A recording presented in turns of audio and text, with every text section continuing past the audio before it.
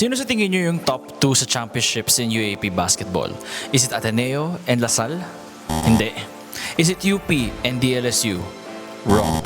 It's actually the FEU Tamaraws with 20 championships, while the second team are the UST Growling Tigers with 18. So the past 2 years have been really tough for the Growling Tigers since this is a school that has hit rock bottom and has a total record of 3 wins and 25 losses in the past 2 UAP seasons. So what happened to the once proud school in España, and why did they have such a miserable record in basketball? So to understand the heartaches of the Growling Tiger fans, we have to go back to UAP season 85. In this game, they won their opening match against the Adamson Soaring Falcons, which was actually a shocker since Adamson during that season was a Final Four candidate. They still had Jerome Lastimosa as their best player, and overall had the complete team with Lenda Duanga, Ced Manzano, Josh Oyero, and Vince Magbuhos. UST on the other hand was led by this guy, Nic Cabanero, a super sophomore that tallied 33 points, 4 assists, 2 rebounds, shot 13 of 18 from the field, and also an unexpected crowning as his new King Tiger.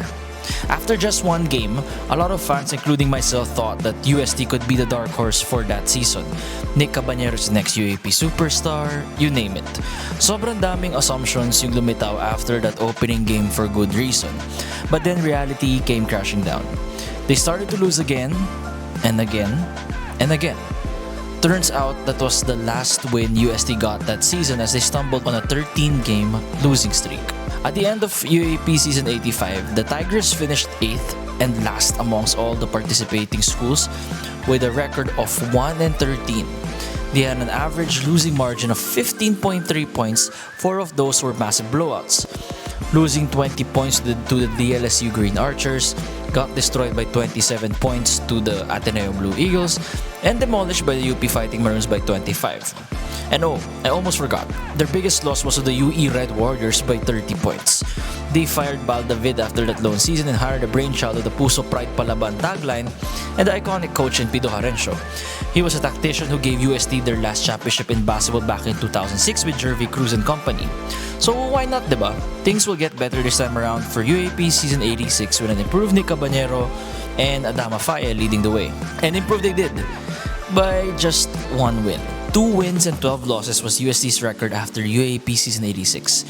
Nakita ko rin sa Wikipedia na UST last year had a losing margin of 16.5 points.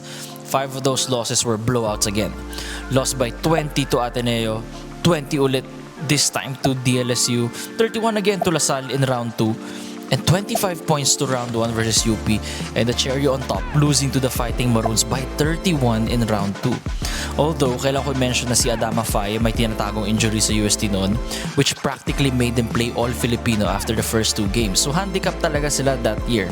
This was the lowest of lows for the team, but there were moves that happened during the summer that will bear fruit for the upcoming UAP season. So on July 10, 2023, news articles mentioned that UST will be backed by the San Miguel Corporation with Al Francis Chua being the special assistant to the rector for sports. That, my friends, kickstarted the rebuild, because 3 days after that announcement, they immediately got to work. Kyle Paranada, the 5'9" Spitfire guard from the UE Red Warriors who averaged 11.6 points, 2.9 rebounds, 4.2 assists in 23 minutes of action, headlined the recruits. Ashawn Andrews, a high-flying 6'4" wing from the UP Fighting Maroons, 6'2" Jeremy Robinson from LaSalle recruits. Arguably the best player they got last year was Ateneo's former point guard, MVP runner-up in Fortsky Padrigao, who left the Blue Eagles due to a variety of reasons. So moving to UST will signal a fresh start for him and a place where he will be able to play basketball with not much distractions. The Growling Tigers also beefed up their coaching roster by adding Coach Juno Sauler, who ironically faced off against Coach Pido and UST back in season 76, 2013, and came back from a 1-0 deficit to nab the title that year. They also got a promising Gilas youth big man in Zayn Mahmood, who at 6'6" can change the dynamics of the team since he is a rare breed that can bang down low in the post and be able to stretch it from deep and make the occasional 3-pointer when left wide open. Based from what I'm seeing right now in the Field Oil tournament, UST looks like they have the roster and tools to compete against the best of the UAP and even a chance to make it to the Final Four. When your star in Nic Cabanero is not forcing shots and playing within the flow of the offense or system that the coaching staff has set up, that makes him even more dangerous since he knows that he can trust his teammates to make the shot or the right decision. So check some of these highlights from UAP season 85 and 86. It's mostly comprised of him taking it upon himself to score for his team.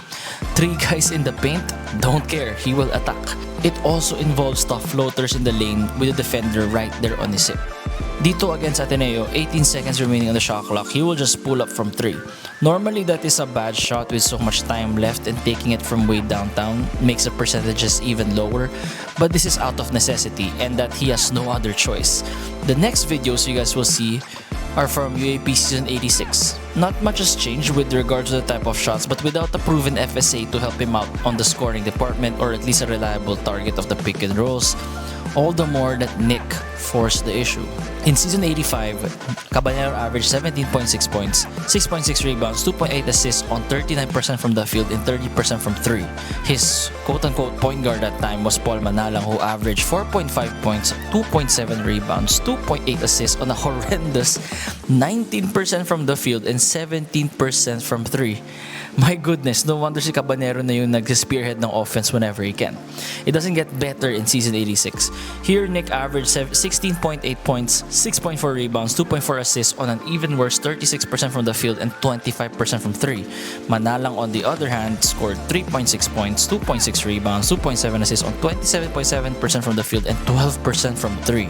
Now, that's a thing of the past since he really has a competent and equally talented player now in Forty Padriga, who in his last season with Ateneo posted numbers of 11.3 points, 4.3 rebounds, 5.5 assists, and 2.3 steals. The percentages aren't that good with 31% from the field and 24% from 3, but I really don't care since the positives outweigh the negatives. So check this play out against UP. Fortsky has the ball from the top of the arc, snaked his way through the lane, and once he knew that he caught the attention of the defense, the basketball IQ just kicked in to throw out the pass to Cabanero, who was waiting on the right wing for an open shot.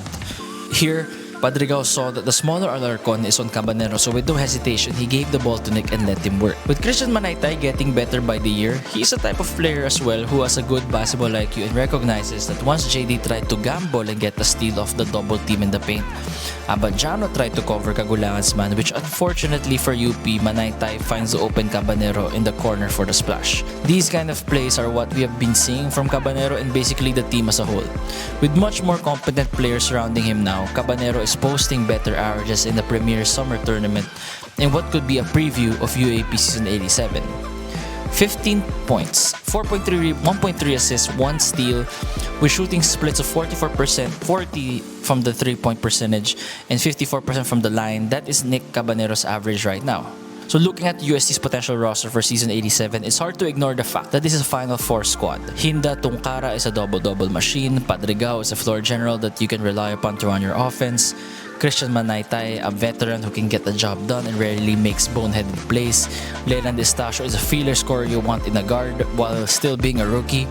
Kyle Paranada, the perfect 6-man to make sure that the scoring keeps on humming even if the main guys are on the bench. And we have yet to see how Chaselin and Zayn Mahmood will perform, but anything they add is just a cherry on top. With everything lined up for a redemption season, it won't be long before we hear the chant, "Go Step, rain down the game venue" once again.